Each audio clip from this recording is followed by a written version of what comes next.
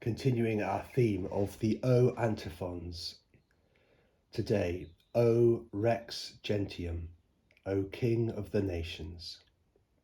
Here is the 7th century prayer.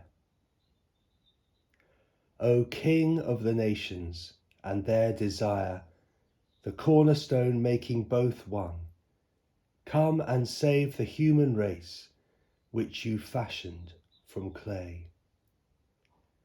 O King of the nations and their desire, the cornerstone making both one, come and save the human race which you fashioned from clay. And the poem from Malcolm Guite.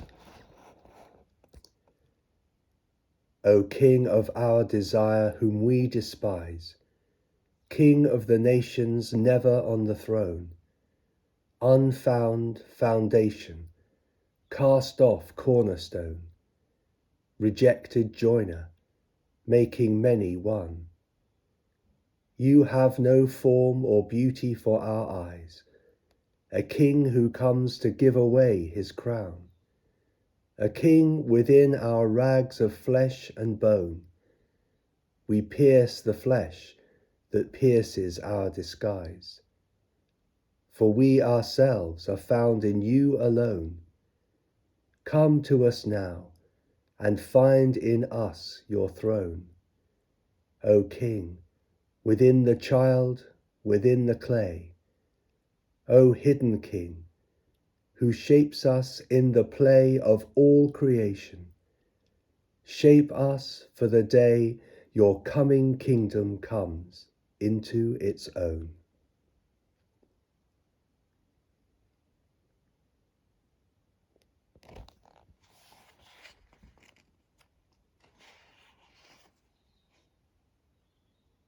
O Rex Gentium.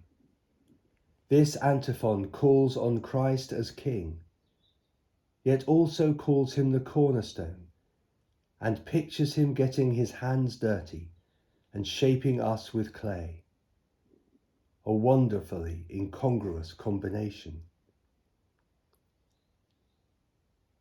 He is hailed as Rex Gentium, King of the nations, but in this life and in the history of the world, he has never been crowned except with thorns.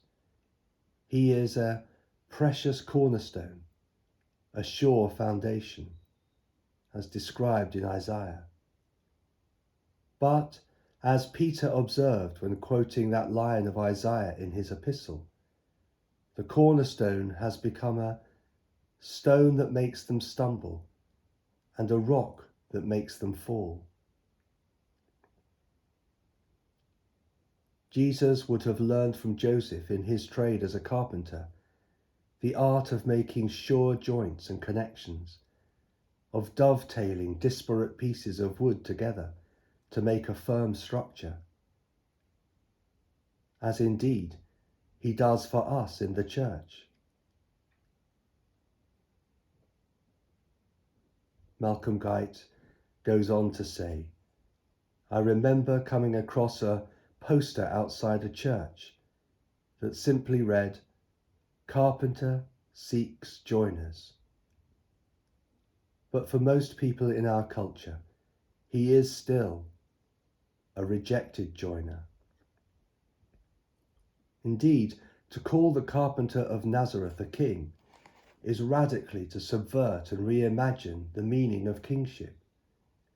Christ himself makes this explicit for us on Maundy Thursday, when he takes the bowl and the towel and washes the feet of his disciples, declaring, I am one among you who serves.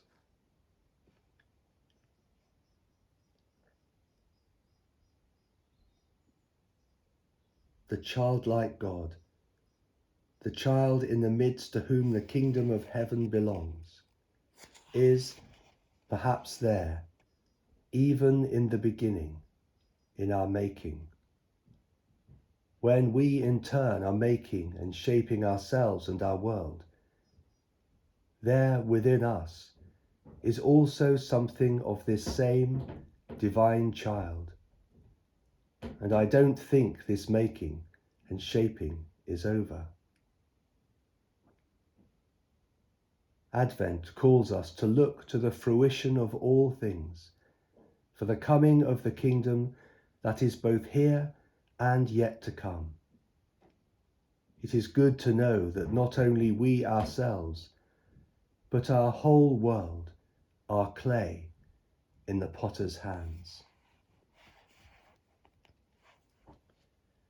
O King of the nations and their desire, the cornerstone making both one, come and save the human race which you fashion from clay.